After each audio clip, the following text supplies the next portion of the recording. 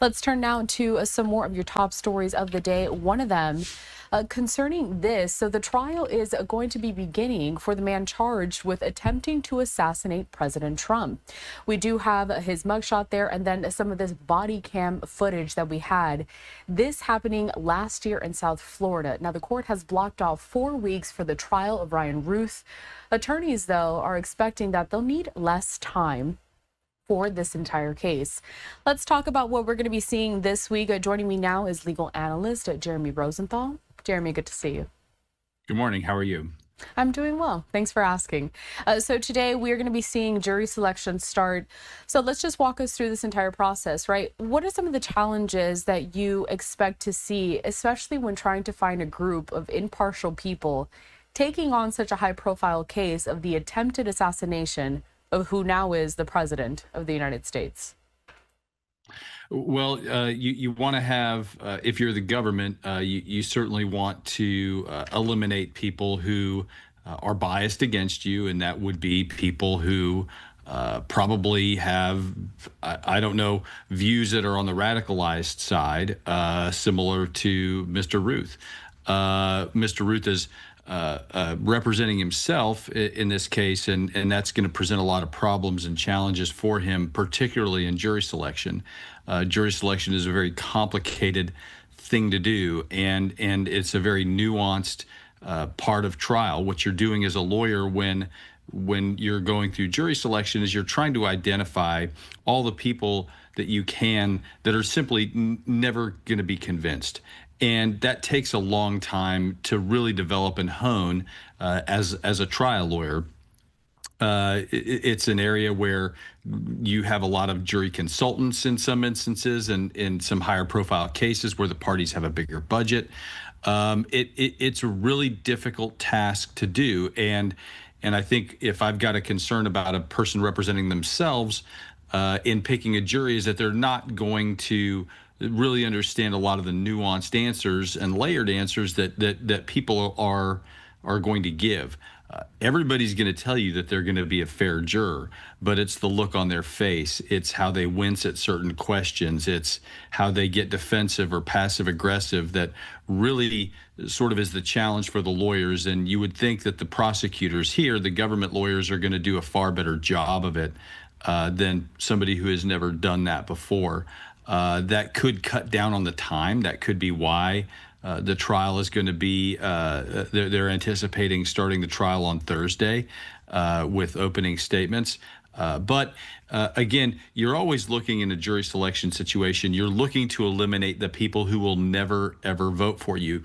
You can't win a case in jury selection, but you can absolutely lose a case in jury selection if you choose people who are just never going to see it your way.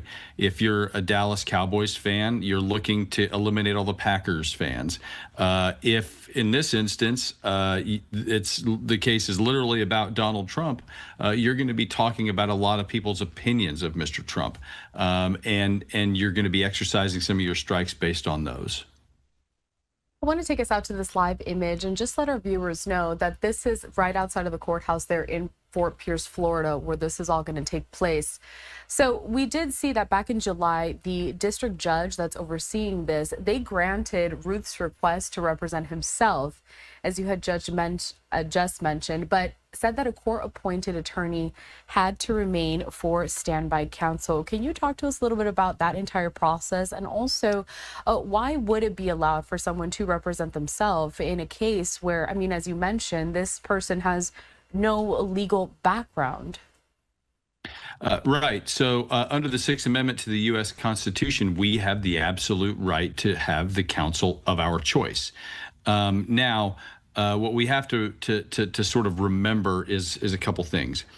A jury trial is a very curated show, if you will. There's really no other way to sort of describe it. You have a lot of the things that we see in a courtroom are not with the jury present. That's a lot of the legal arguments. That's a lot of the admonitions. That's some of the motion practice.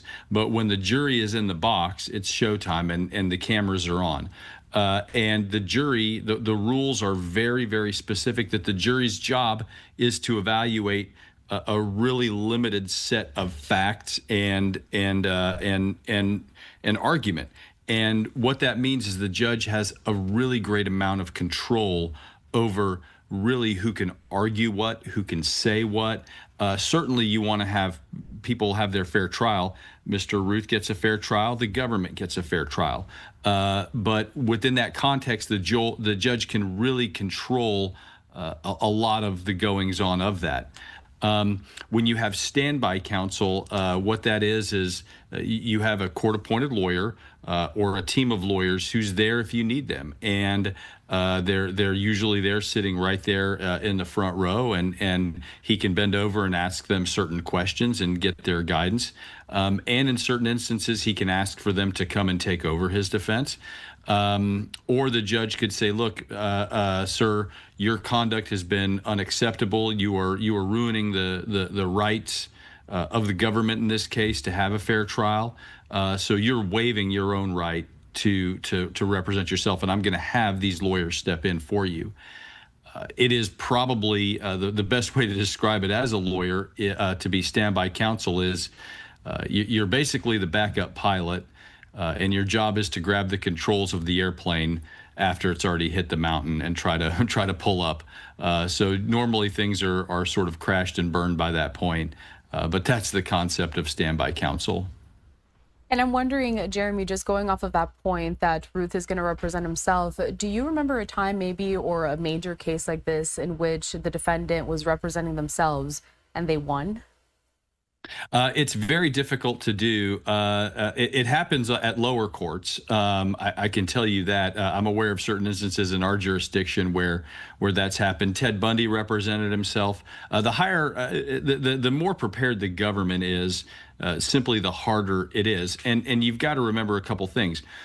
When you are acting as your own lawyer, you are responsible for knowing all the rules of court, all the rules of law. And a big part of defending people, frankly, is capitalizing on the government's mistakes. Not only the mistakes in investigation, but their mistakes in the courtroom, too. If they make a proposition of law that is incorrect, if the court commits what is called error, you have to do what's called preserving error. So there's so many things that you're responsible for doing. And in the higher profile cases, the government's frankly going to pay a lot more attention to you. If there's a danger for the government here when you're dealing with the pro se on the other side of the case, you don't want to run up the score. You want to be polite. You want to be courteous. I think a lot of prosecutors that I've seen that have tried cases against pro se defendants, they'll go out of their way to be really kind to that person in front of the jury because they know the evidence here is just overwhelming for the defense. And in this instance, with this defendant, the evidence here is just overwhelming that he was trying to have an assassination plot on Donald Trump. His emails or his letters from the jail after the fact admitted to that. There's evidence that he tried to buy an anti-aircraft weapon and that he had identified Donald Trump's private airplane, potentially in an effort to try to shoot it down out of the sky. He had trailed and tracked Mr. Trump for a matter of weeks, if not months. So the evidence is going to be overwhelming. But if you're the government's lawyers, if you're the prosecutors, there's really no need to body slam this guy in front of the jury. Chances are he's going to do it on his own. And you run the risk of when you do really sort of gang up on the guy, you kind of run the risk of having that backfire on you.